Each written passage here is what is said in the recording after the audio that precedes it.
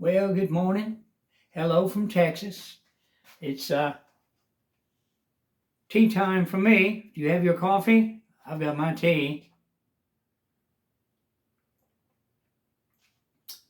I've been out walking this morning. I just came back in. It sure is dark out there.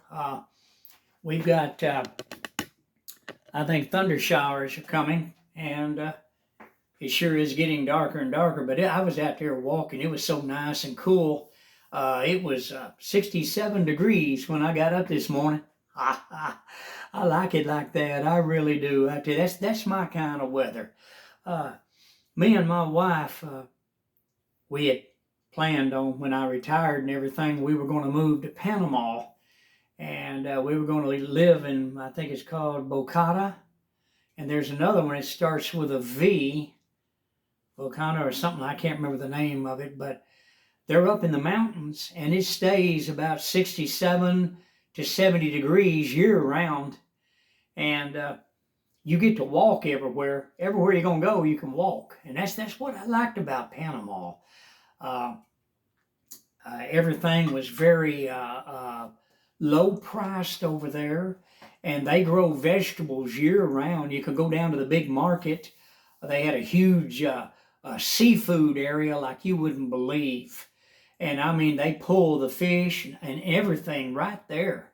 I mean, it's fresh. It's not stuff just hanging up. They've got all kinds of food. And we were really looking forward to it. But, not everything works out the way we want it to work. My wife, she passed away. She had cancer and it went into her brain. So I lost her. She struggled with it for 26 years. So I lost her, kind of changed my plan. But, walking this morning out there in that 67 degrees, that is my temperature right there. I tell you what, I sure do like nice, cool weather. Living here in Texas last year, I'd planted my tomatoes, and they were up real big. They were the big boy tomatoes, and they're beautiful tomatoes, and they were growing and everything. And then all of a sudden, we immediately went into 115-degree days. Well, it killed all the tomato plants. It destroyed all the fruit on the vine, and everything was destroyed. But, that's the way it is when you're living in desert Texas. That's what I call it when it gets that hot. I just, today is June 1st already. Can you believe that? I'm glad. I'm ready for November to get here as quick as it can. Actually, I'm ready for January 2025 to get here.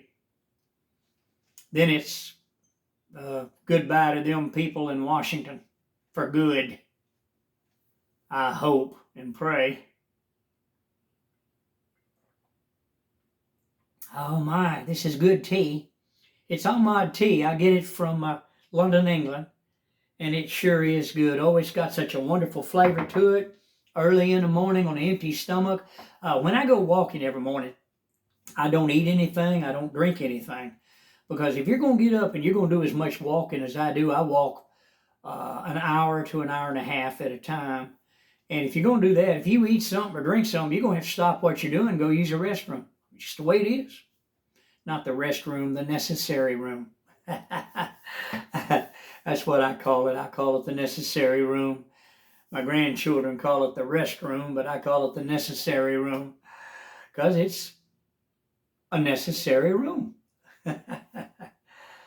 But I tell you what, it's just it's a beautiful day, though, even though it's all cloudy and turning dark. And listen, I love cool weather. I really do. It makes me feel better. And, I was walking this morning and I said, you know what? This is invigorating. And that's true. It actually invigorates you. It makes you want to walk. It makes you want to walk. And I like that. I love exercising and walking. And I walk sideways and I walk backwards. And I just enjoy myself. Really do. Always have. And, of course, when I had my surgery and everything, I was laid up for 3 years. I was a shut-in. There for the longest, all I could do, I couldn't lay down flat because I had surgery on my esophagus, and they wrapped my esophagus. So yeah, I still can't lay down. If I lay down, I choke. It's just the way it is. So I have to sleep in my recliner all the time, which is okay. I mean, you got to do what you got to do. And but I hope all is well with you today. Uh, I saw some of my neighbors this morning. I got a neighbor. He's from, I think, from some part of Africa. I'm not quite for sure, but he may be from somewhere else. But he kind of speaks different than we do. But he's a real nice man. Just real nice. I tell him good morning when I'm walking by. He says, "Good morning to you, sir." Just a real nice man. Just a precious person. Very friendly, and he's happy to be here. I don't know if he's legal or not. I hope that he is, But that's another, story. But we're hanging tight here in Texas. Me and all my neighbors, we're holding on, and we're going to keep on keeping on.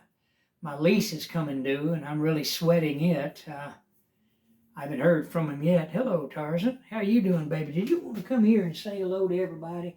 I'm not ignoring you, baby. He come running in here. There you go. Yeah. You're just a good boy. Yes, you are. Oh, you're a darling. You know that? Yeah. He wanted to get in on the video. Yeah, there's Oreo. Hi, Oreo. How you doing, baby? Hello there, Oreo. That's my other little rescue kitty right here. I got her about 4 years ago, and she's a little darling. She's my little girl kitty, and she's a darling. There's quite a story about little Oreo. She came to me, and I had my little baby Red then, and he wasn't doing too well, and he was turning 11 years old, and she came in and took care of baby Red for me. And then, of course, he passed away. I had to take him and have him put down. But she's been with me ever since. She's a darling. She sure is. She's a darling.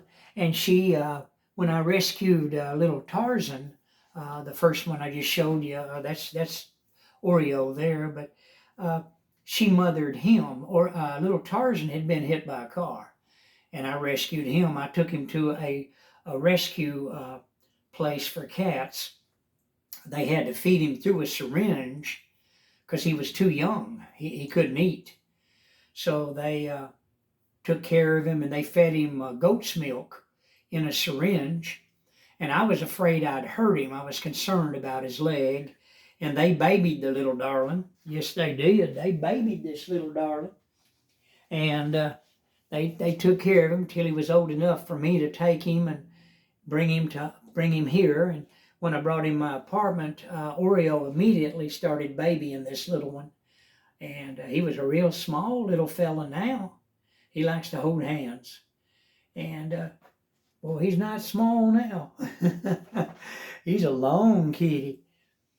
But she mothers my other cat, Milo. Tarzan was about this long when I got him. He was in a little shoebox. Some neighbors called me from Joshua, Texas, and they said, "We know that you take care of cats, and we've got a kitty."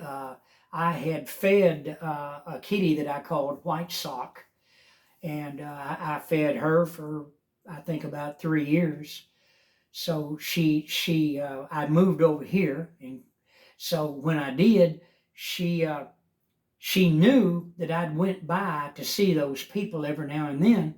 So she took Tarzan over there, but Tarzan was up against the curb, and their little doggy found Tarzan and barked at them, and they went out there and they got little Tarzan out of the street and put it, little bitty thing, fits in your hands.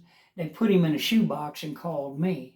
So I went and picked him up, and took him to the cat shelter, and they helped me out with him because I was afraid I would hurt him.